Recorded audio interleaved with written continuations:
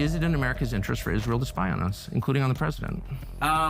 It is in America's interest to be closely allied with Israel because we get huge benefits for it. And you want to see the clearest? But I just want to stop on the spying for a second. That it takes place, as you know, and including on the president of the United States and several precedents. And I just want to know if that's okay and why is it okay? Wouldn't an American lawmaker say to a client state, you're not allowed to spy on us? I'm sorry, I know why you want to. I'm not mad at you, but you're not allowed to. Sure. And I don't care for it. I don't want to be spied on by you. It's kind of weird not to say that, but you don't seem able to say that.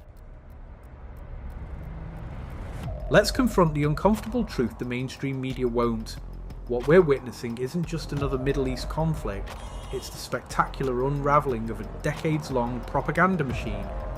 Israel, the so-called indestructible democracy, has been forced to impose a total media blackout because the world was starting to see the truth.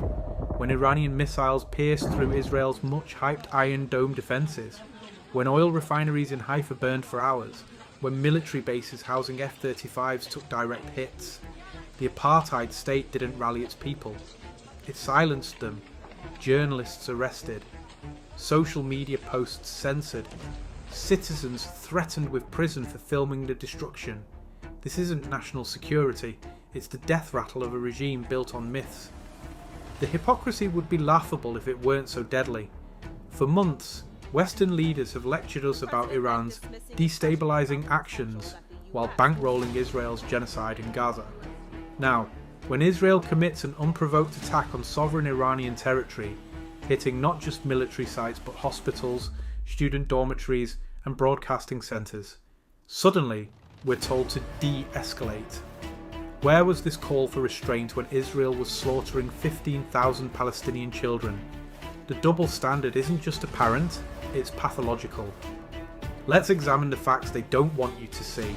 Israel's June 16th strike on Iran wasn't about self-defense. It was a calculated provocation by a desperate Netanyahu clinging to power.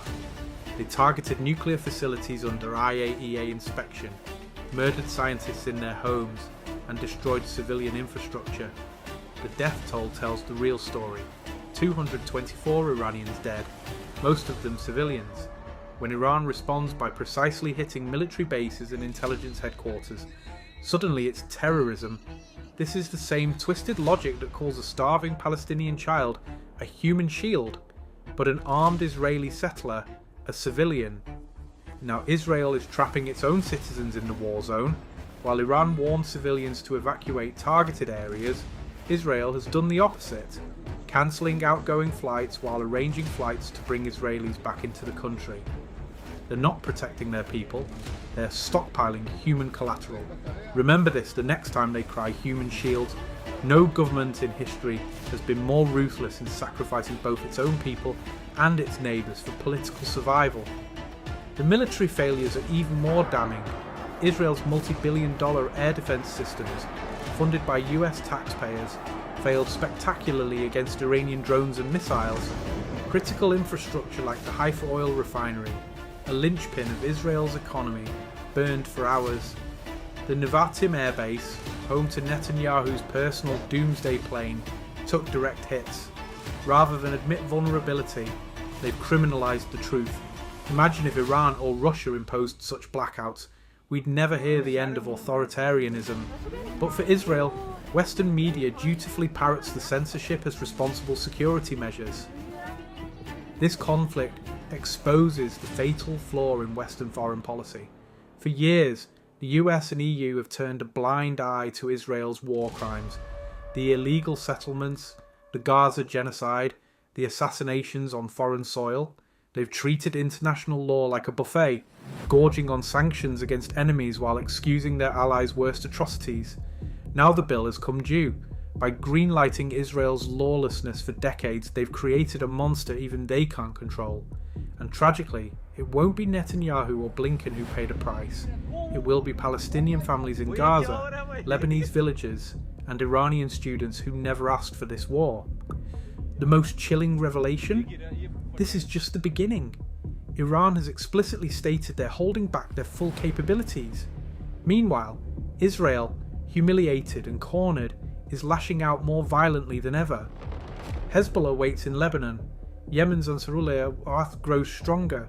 The entire region stands at the brink because one apartheid state refused to accept that its impunity had an expiration date. The question isn't whether this escalates further, but whether the world will finally hold the right party accountable.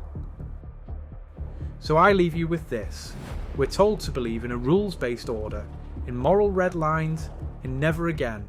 Yet every time Israel flouts these principles, it's rewarded with more weapons and louder cheers. How many UN resolutions must be violated? How many hospitals bombed? How many children dismembered before we admit the truth that these rules were never meant to protect the vulnerable, but to license the powerful? The test isn't Iran's response, it's our own. From Barcelona to Athens, Mexico City to Rio de Janeiro. The weekend saw major protests in several cities against Israel's military campaign in Gaza. While estimates vary, organisers say 150,000 marched in The Hague on Sunday to put pressure on the Dutch government, dressing in red to symbolise the red line they say Israel has crossed. I don't want to be complicit to these horrendous crimes. Will we keep looking away, or finally see this conflict for what it really is? Not a clash of civilizations, but the death throes of an unjust order. This is a bomb. This is a fuse. Iran is now trying to develop nuclear bombs. I think the United States should be very clear in forming an international coalition, with Israel of course. We have to make sure that these single-man regimes do not acquire weapons of mass destruction. The most dangerous of these regimes is Iran. I believe that only the United States can lead this vital international effort to stop the nuclearization of terrorist states. But the deadline for attaining this goal is getting extremely close. Time is running out. By next spring, at most by next summer, they will have finished the medium enrichment and move on to the final stage. From there, it's only a few months, possibly a few weeks, before they get enough enriched uranium for the first bomb. Iran could produce the nuclear detonator maybe under a year, maybe only a few months. If not stopped, Iran could produce a nuclear weapon in a very short time. It could be a year, it could be within a few months, less than it.